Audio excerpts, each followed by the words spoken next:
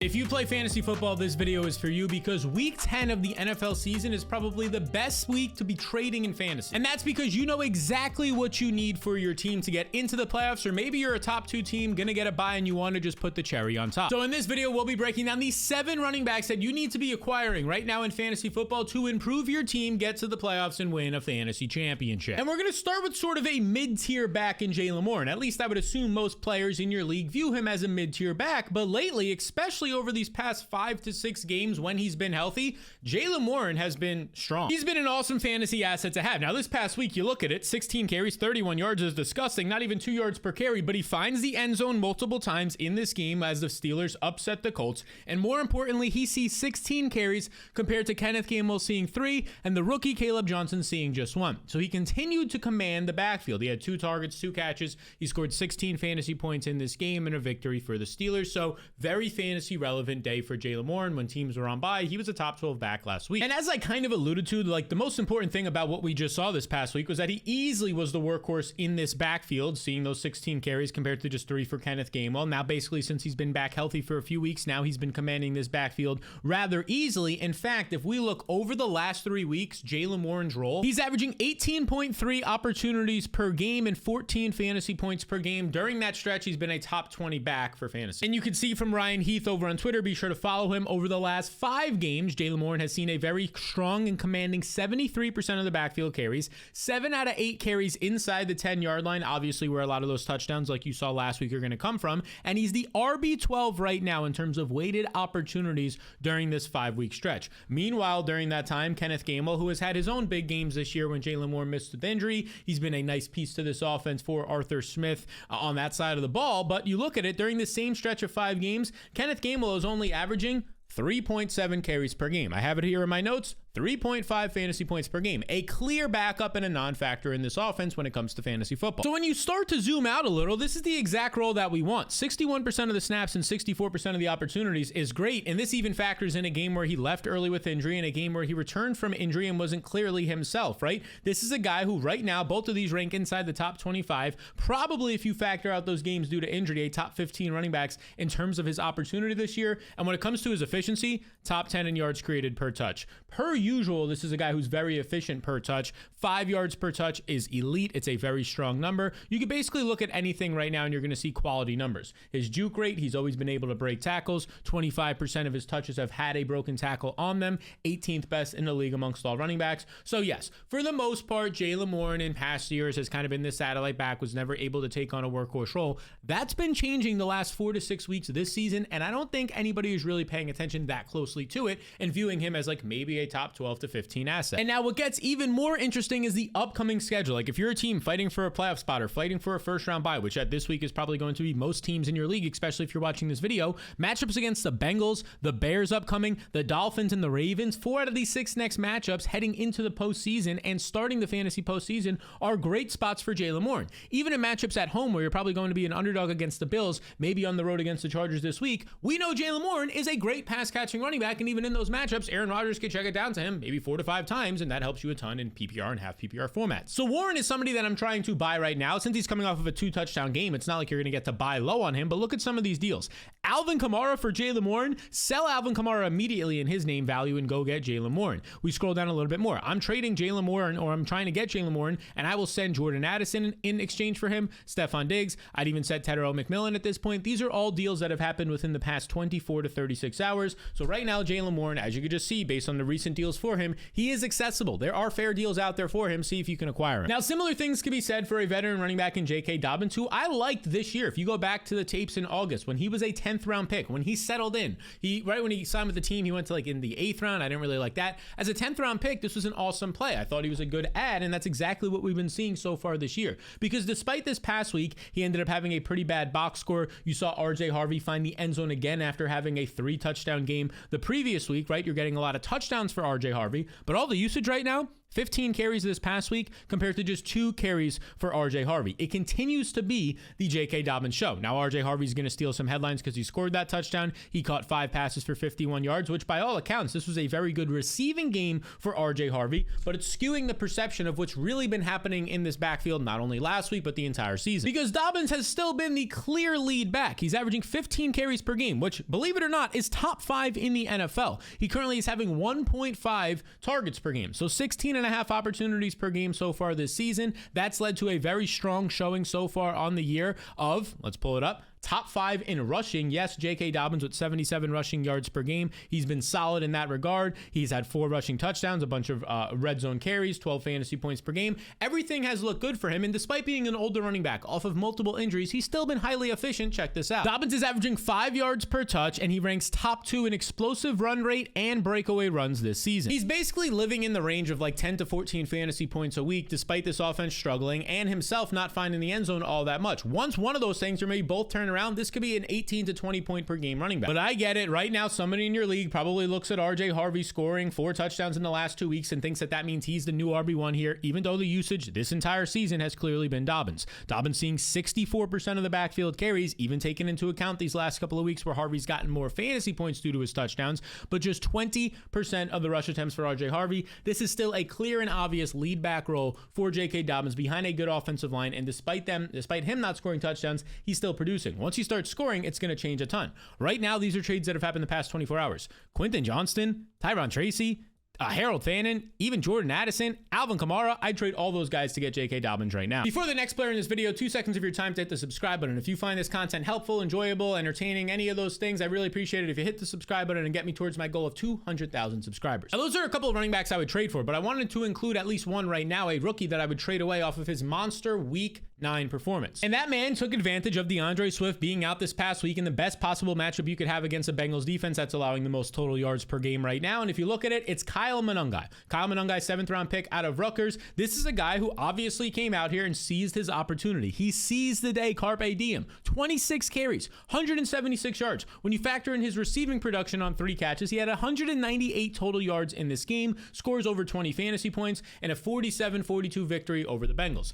Couple things to call out. Obviously, DeAndre Swift was out in this game, and he faced the Bengals, right? So yes, this might be the best game he ever has in his career, almost 200 yards in the NFL as a 7th round pick. I don't think it's crazy to say that. So if we're going to at least say that, yeah, this is probably going to be one of the best games of this guy's career, and DeAndre Swift is eventually going to come back maybe this week, probably a really good sell high moment when everybody has the recency bias of him just dominating last week. And don't get me wrong, the rookie was amazing. I'm not trying to take that away from him. I don't doubt that if he gets another couple starts that he could go out there and be fantasy relevant. But in terms of his peak value, it looks like it's probably going to be right now, right? If we start to look at this a little bit more, Kyle Monangai this past week saw 84% of the backfield carries. Whether it's in a week, 2 weeks, whenever DeAndre Swift comes back, maybe even this week, he's not going to keep seeing 84% of the backfield carries. Even if you think he stole the job now from DeAndre Swift, Swift is still going to go out there for 30 to 40% of the carries and likely 50% plus. In this game, Monangai saw 13.5% of the targets. I don't think moving forward, Rome Odunze isn't going to have a catch, although Luther Burton, the rookie 2nd round pick, will return from injury. So 13.5% target share for running back, probably not going to happen. And 28 weighted opportunities was the most by a Bears running back in any game this season.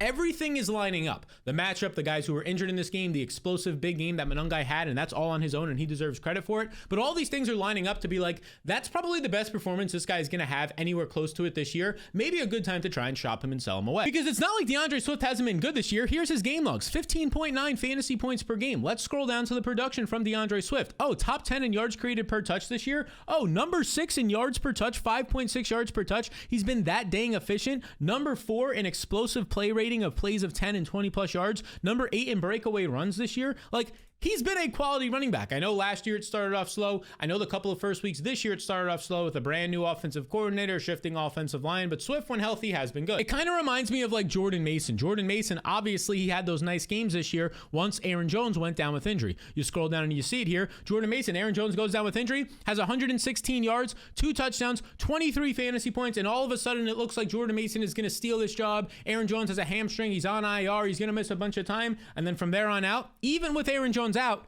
just 10 points, 12 points, 11 points, now 1 point and 4 points with Aaron Jones back, right? So this is a situation that reminds me a lot of that. Maybe Kyle Monangai gets another start or two and gets you 12 points or so if DeAndre Swift continues to miss, but come the fantasy postseason, he might pull a Jordan Mason and go back to having 4 fantasy points per game, not finding the end zone because his starter, the team's starter in DeAndre Swift comes back and sees, if not the RB1 usage, close to it or some sort of split backfield. So here are some deals that you can trade right now. You could sell Kyle Monangai to get a Marion Hampton. We don't know when Hampton comes back. At the earliest, it'll be week 13. If you're a playoff team, maybe consider that to happen for your playoff stretch. To get Nico Collins, I'm doing that in a heartbeat. To get Oronde Gadsden, if you need tight end help, I mean, this could be a top 5 tight end rest of the season. I'd do that deal. I would go out there and I would get Zay Flowers as well. So there's some good deals right now. Kyle Monangai looks like an amazing, flaming hot asset right now. Maybe you had him in your lineup last week in a bind and it felt really good and you have that recency bias. Sell him high if you can get a good deal. Now, before we get into the next player, I've got something for the people watching who actually watch football. Because I've teamed up with DraftKings Pick 6 to give you more ways to win while watching the games. Here's what I mean. All you do is pick more or less on 2 or more player stats, whether it's passing yards, touchdowns, stuff like that. And if your picks hit, well, you win. It's simple. There's no complicated rules. It's basically just you calling how a player performs and getting rewarded when you're right. Now, here's the part that you need to know. New DraftKings customers play $5 or more and get $50 in Pick 6 credits instantly. So if you're new to DraftKings Pick 6, you literally just play $5 or more and they'll drop $50 in Pick 6 credits into your account. All you have to do now is download the DraftKings Pick 6 app now to get in on the action and make sure you sign up using promo code SAL to take advantage of this offer. In partnership with DraftKings Pick 6, the crown is yours. All right, next up, let's talk about Travis Etienne, a guy that you should trade for, another veteran running back here. And here's the interesting thing with Travis Etienne.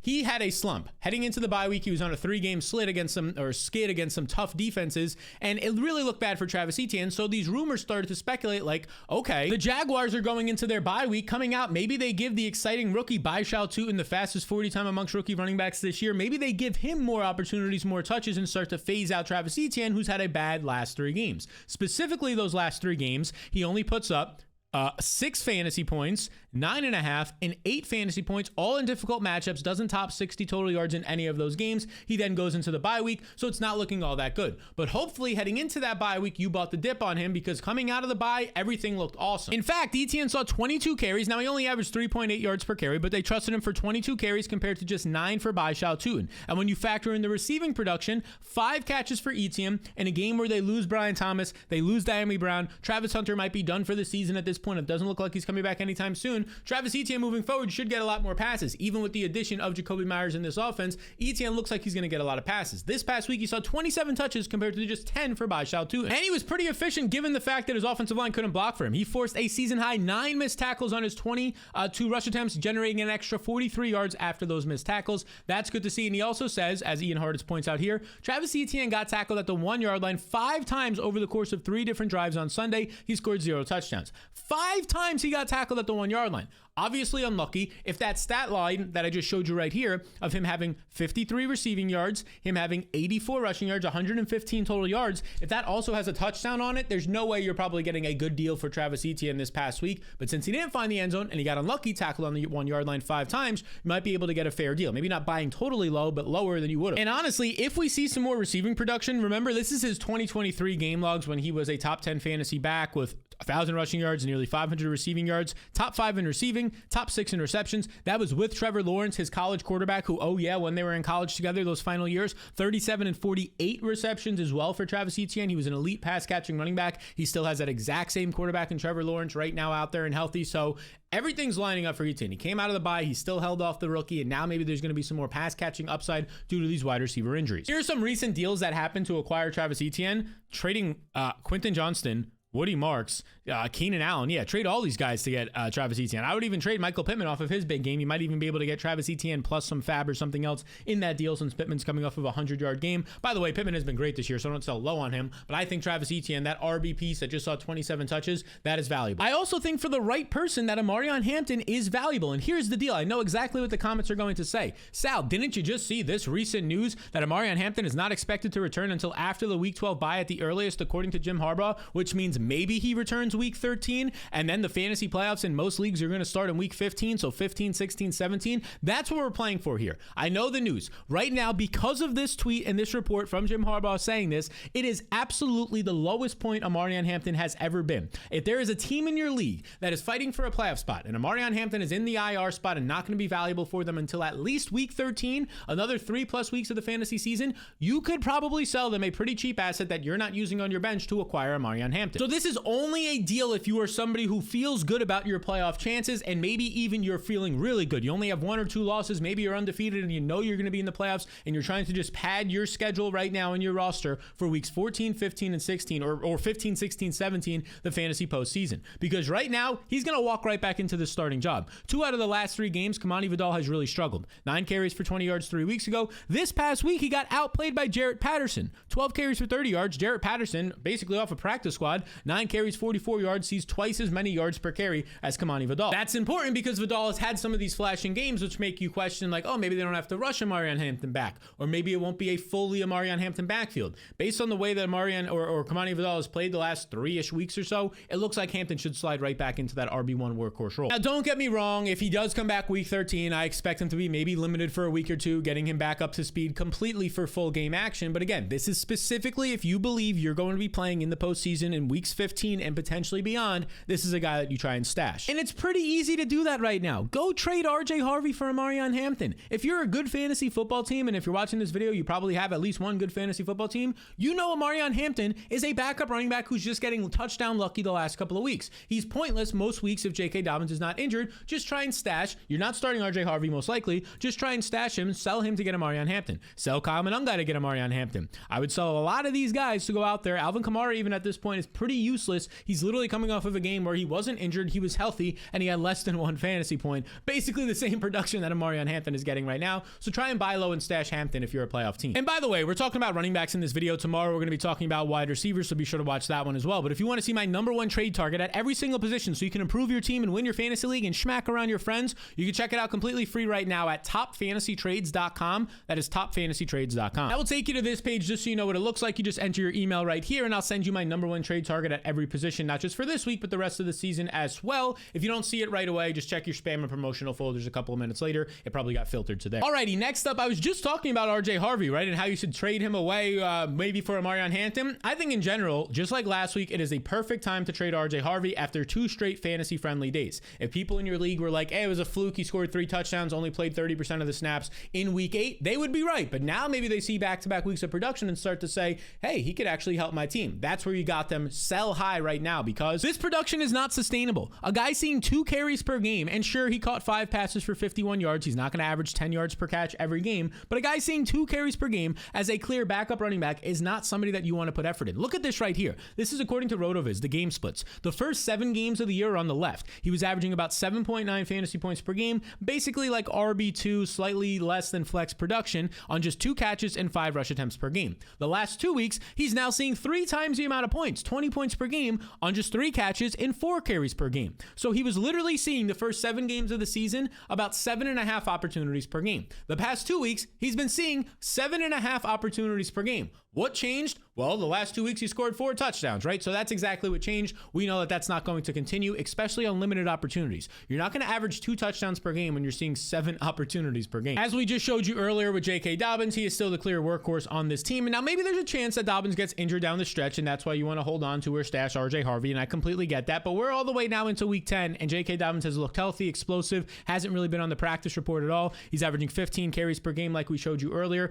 I don't think they're going to be going away from J.K. Dobbins anytime soon, especially since he ranks #2 in explosive play rating like we mentioned earlier, and he's averaging 5 yards per touch. Like, I completely get it. I was really high on RJ Harvey when they drafted him. I liked him during the draft process when he was going in like the 5th and 6th round, not so much as a 4th round pick, but you can't ignore the fact that Dobbins has been good. Why would they take carries away from a guy who has been really, really good for them? So unfortunately, I just don't really see a way to want to hold on to RJ Harvey if he's on your roster right now, especially if you can get any type of decent deal done for him. I mean, look at this right here. RJ Harvey only has 20 touches over the last 3 weeks, but 5 of those those touches have gone for touchdowns, a 25% rate. A 25% rate is like literally 7 times higher than the NFL average. Obviously, it's regression. I know I'm really pounding this point home for you, but I just want it to be made pretty clear. This is probably your last week to get anything decent back in return for RJ Harvey. In terms of some trades that recently happened, I mean, this top one's just a joke. A Josh Allen for RJ Harvey, obviously somebody's just not paying attention, but I would even take Jackson Dart, who don't look now, but he's been a top 5 quarterback the past 5 or 6 weeks of the season since he became a starter. I would go out there and I would get him Marion Hampton, like I said. Rome Odunze off of a 0 reception game is the perfect buy low candidate. So good of a buy low candidate right now. I would go ahead and make this deal 10 times out of 10 after Odunze put up a goose egg last week. All right, now let's talk about another guy, and it's Bucky Irving. And once again, I know what some people are going to go out there and say. They're going to say Bucky Irving has been injured. He's not even a guarantee to play after the bye week. They're saying that these injuries to his toe, his shoulder are really concerning. Sal, what are you talking about? Well, very similar to Marion Hampton. This is specifically if you're a team who looks like they're going to make the postseason, has a decent chance to, or you know, no doubt about it, you've already locked up a playoff spot. You only have 0 or 1 losses. Because yes, if you watch the recent reports, this one's from Dr. Jesse Morris on what's happening with Bucky Irving right now. I mean, every single week he's been ruled out earlier in the week. Now he's coming out of his bye week. The Wednesday and Thursday practice reports will be very key. Even if he just gets 1 limited participant there, that's very good. If he starts to get some do not practices, well, he's probably going to miss another week or 2. But by all accounts right now, Bucky Irving's injury is way worse than they originally let on when he got hurt in like week 5 or after week 4 of the season. So that's a concern, but things can change like that. If he practices on Wednesday, he's back to being a top 10 RB in fantasy football just like that. And you can get him pretty cheap right now because people are concerned about the injury, especially people who spent a 1st or 2nd round pick, which was basically everybody on Bucky Irving this year. And since he hasn't been on their roster in 5 or 6 weeks giving them fantasy points, they probably don't have the best record, or maybe better than they should. And maybe they'll sell him for pretty low at this stage because they're panicking, or they just need somebody to put in their starting lineup. Those first 4 games of the season, Bucky was averaging 18.5 PPR points per game between his receiving yards of 48, rushing yards of 59. Let's snooze that alarm right there. Over 100 total yards per game for Bucky Irving. I get it. The offense has had some injuries on the offensive line, wide receiver core. Maybe it's not as efficient as an offense right now. Still though, Bucky Irving, that only helps him get some more check down targets when she's back. And by the way, the rushing attack has not been nearly as good since Bucky Irving left the lineup. I mean, since he left their lineup, their efficiency has dropped from being like a top 3 to 5 team in the NFL to being closer to league average. Their rushing yards per game went from 124 rushing yards per game to 72 rushing yards per game. Obviously, there's a lot of other variables that factor in. Are you trailing in games more because your wide receivers, Mike Evans, and even Emeka Egbuka at times, and Chris Godwin have been banged up? Sure, that goes into it. But also not having your breakout second-year player out of Oregon who can make break tackles left and right, create explosive plays, is going to go into that falling down as well. So if Irving, if and when he is a legitimate, healthy league winner, and here's the deal, even if he doesn't play in week 10 after the bye week, and he doesn't play maybe until week 11 or 12, that's still more than enough time if you look like a playoff contender to have him for weeks 15, 16, and 17 when it matters most. You can literally get a top 10 fantasy running back on the extreme cheap, and in like a month, he'll be in your starting lineup crushing for you. And who knows, maybe he's even in your lineup this upcoming week. So some players that you could trade from, I mean, these are just jokes right now. Tony Pollard, yeah, give me Bucky Irving. Like, this is somebody who just needs a starting body in their lineup. So they said, sure, I'll take Tony Pollard's 15 terrible carries, right? Scroll down a little bit more right now. I mean, these are some tough deals right here. Bucky Irving, I mean, I would trade Travis Etienne even though I really like him. I would trade Jalen Warren even though I really like him and he's in these videos right now. Tyron Tracy, of course. Breece Hall is probably a toss-up depending on your team situation. But the whole point here is that Bucky Irving, he is so damn valuable once he's healthy, and he could be as healthy as soon as a week or so from now as of this recording. So these are the running backs that you should try and trade for before they break out. The wide receiver version will come out tomorrow, and it will be right here. But until then, the 10 players on the waiver wire, and some of them, even if your waivers have processed, are probably still available. Be sure to check this one out because this is the easiest way to improve your fantasy team, picking off those guys that are still left behind on the waiver wire.